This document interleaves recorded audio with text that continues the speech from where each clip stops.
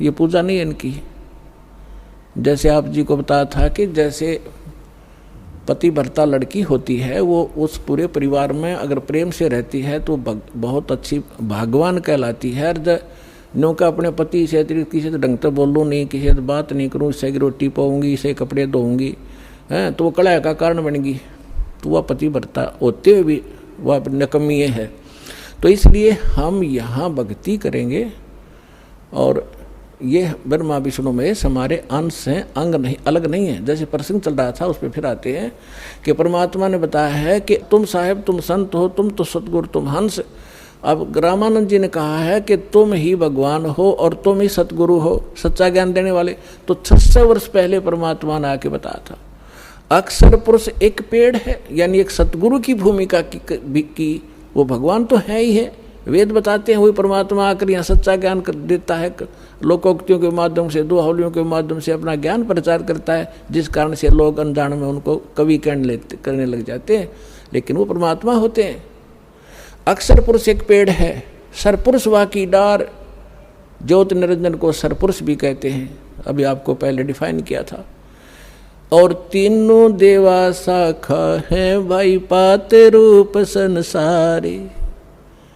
उल्टे लटके हुए संसार रूपी वृक्ष जो जमीन से बाहर दिखाई देता है, उसको डिफाइन किया परमेश्वर ने कि अक्षर पुरुष तना, अक्षर पुरुष तना, उससे एक मोटी डार निकली है ज्योत निरंजन, यह सरपुरुष समझो। उस मोटी डार के फिर 3 शाखा हैं, रजगुण ब्रह्मा, सतगुण विष्णु, तमगुण शिव जी। और पात रूप, उन तीनों शाखाओं के आगे फिर हम पात हैं। अब यहाँ एक तो ये जो इनकी धारणा और सोच गलत है, उसको दास क्लियर करना चाहता है कि जैसे हम कोई भक्ति रूपी पौधा बोएंगे, यानी कोई पौधा लाए आम का और उसको जड़ की तरफ से बोना चाहिए, समझदारी है गड्ढे में, और जड़ की सिंचाई करनी चाहिए। तो जड़ की सिंचाई हम करेंगे तो वो तना भी, डार भी और टहनी भी बड़ी होंगी, वो पेड़ बनेगा। और हमने क्या कर रखा है कि हमने पौधा उल्टा रोप लिया भक्ति रूपी, हमने ब्रह्मा विष्णु महेश इन शाखाओं को इष्ट मान लिया और इनको गड्ढे में डाल दिया, इनको तो गड्ढे में डाल लिया, जड़ कर दी ऊपर ने, और हम सिंचाई करने लगे इनकी। आपको एक चित्र दिखा देता हूँ, जल्दी समझ में आ जाएगी। ये देखिएगा, हमने पौधे को कैसे बीजना चाहिए था और बीज कैसे दिया। ये है संसार रूपी वृक्ष।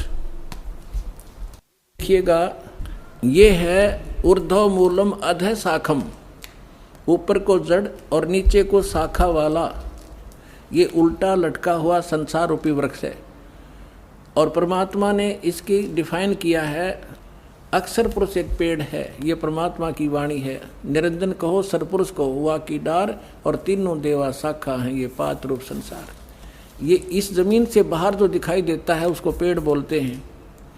अक्षर पुरुष एक पेड़ है, सरपुरुष यानी ज्योत निरंजन वा की डार, और तीनों देवा शाखा हैं, ये पात रूप संसार। हम यहाँ पर हैं पात रूप संसार। और जो तीनों लोकों में प्रवेश करके सबका धारण पोषण करता है वो है उत्तम पुरुषत्व अन्य। ये है जड़ मूल सबका मालिक, यहाँ से हम सबको आहार मिलता है। यानी इस सरपुरुष, अक्षर पुरुष और ब्रह्मा विष्णु महेश तक का पालक यही है, लेकिन थ्रो प्रॉपर चैनल हम तक पहुँचता है। अब जैसे श्रीमद् भगवद गीता अध्याय नंबर 3 के श्लोक नंबर 10 से लेकर 15 तक विशेष विवरण है कि जब ब्रह्मा जी प्रजापिता ने सबसे पहले सृष्टि रचकर उनको संदेश दिया था कि तुम अपने यज्ञ अनुष्ठान करो और उसके द्वारा देवताओं को बढ़ाओ, शास्त्र अनुकूल साधना करो और उनसे देवताओं को बढ़ाओ, और बड़े हुए देवता तुम्हारे को बिना मांगे ही इच्छित भोग दिया करेंगे, और जो अपने संस्कार प्रारब्ध में मिले हुए से और उसमें से कुछ दान धर्म पुण्य नहीं करता वो तो चोर है भगवान का। फिर 14वें 15वें श्लोक में स्पष्ट किया है कि उस परमात्मा को जो सबका धारण पोषण जो परम अक्षर पुरुष है, उसको इष्ट रूप में मान के सभी धार्मिक अनुष्ठानों को करना चाहिए, जिससे आपको सभी लाभ प्राप्त होंगे। तो हम पूर्ण परमात्मा को इष्ट मानकर जड़ की पूजा करवाते हैं, और इन ब्रह्मा विष्णु महेश को अपने आप ही वो हमारे संस्कार शुभ बनकर इनके पास पहुंच जाते हैं। अब जैसे ये तो आपने पेड़ देखा, अब हम पौधा दिखाते हैं। कई कहते हैं कि रामपाल तो हमारे देवताओं को छुड़वाता, इसलिए हम वो साधना नहीं करें।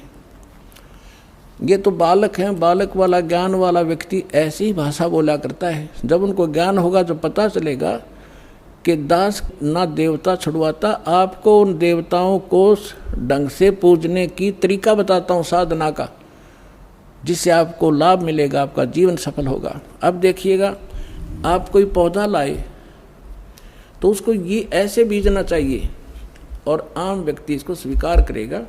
सीधा बीजा हुआ भक्ति रूपी पौधा। अब ये मूल है, पूर्ण परमात्मा अक्षर पुरुष जड़ है। इसको गमले में या गड्ढे में लगाया और सिंचाई की, सत भक्ति की, तो इस जड़ से फिर ये सभी देवता, ये तीनों देवा शाखा, ये बड़े हुए, पेड़ बन गया। पेड़ बनकर फिर फल इनका लगेगा टेन ब्रह्मा विष्णु महेश को। अब इतना अनजान कौन होगा? वो मूर्ख ही होगा जो यूं है कि माली जड़ की पूजा करता है और टहनियों को तोड़ के फेंकवा दे, फिर उस पूजा का फायदा क्या होगा? टहनियों के ही तो फल लगेंगे। ये ब्रह्मा विष्णु महेश ही आपके शुभ संस्कार अशुभ संस्कार जैसे भी होंगे यही देंगे आपको। ये कंट्रोलर है यहाँ के। और जब हम शास्त्र अनुकूल साधना करेंगे तुम्हारे सारे शुभ ही शुभ होंगे, और वो जाएंगे इनके पास, ये फिर आपको देंगे।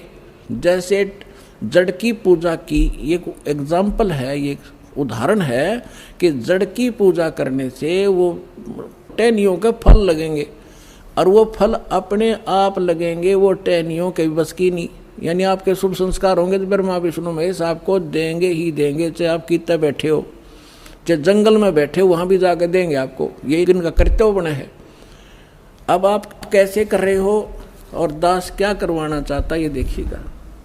आप ऐसे कर रहे हो, आपने क्या किया है? भक्ति रूपी पौधा यानी साधना शास्त्र विरुद्ध कर रखी है।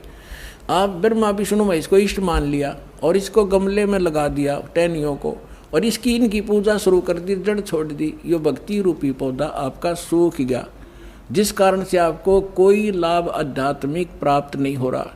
दास कहता आप इसको ऐसे कर लो, बस ये ब्रह्मा विष्णु महेश है, इनका फल लगेंगे इन टहनियों के, और बिना मांगे ही आपको फिर ये फल दिया करेंगे। जब आप इस मूल की पूजा करोगे, एक कैसा दे सब सद है, एक कैसा दे सब सद है, और सब सद सब जावे, माली सिंच मूल को हो, फल फूल ए गए।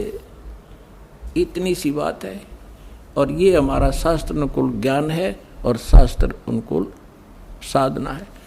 प्राप्त करो और अपना कल्याण कराओ।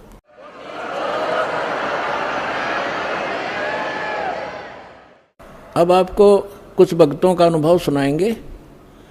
पुण्यात्माओं, सौभाग्य आपका, आपको ये अमृत वचन, ये तत्व ज्ञान सुनने को मिला, और परमात्मा की दया हुई ना। इस काल के कोल्लू में हमारे दादे मर गए, परदादे मर गए उसी परिवार पोषण में, और ये यहाँ तक लाने का कारण भी परमात्मा ही आपको मेहर कर रहा। सत्कर मान लेना ना, ये कदम भी इधर नहीं चलने दे। काल इतना दुष्ट है, आपके ऊपर परमात्मा की मेहर बड़ी नज़र न्यारी है जो यहाँ पहुँच रहा है। ये सत्कर मान लेना। तो इसलिए पूरा ज्ञान सुनो, आपके हृदय में जो मैल है सारा साफ होगा, भगवान विराजमान होगा, सारे काम ठीक होंगे, आपका रोग कटेगा, आपको धन मिलेगा और मोक्ष मिलेगा। सतलोक चलेंगे, फिर जहाज में बैठकर चलोगे।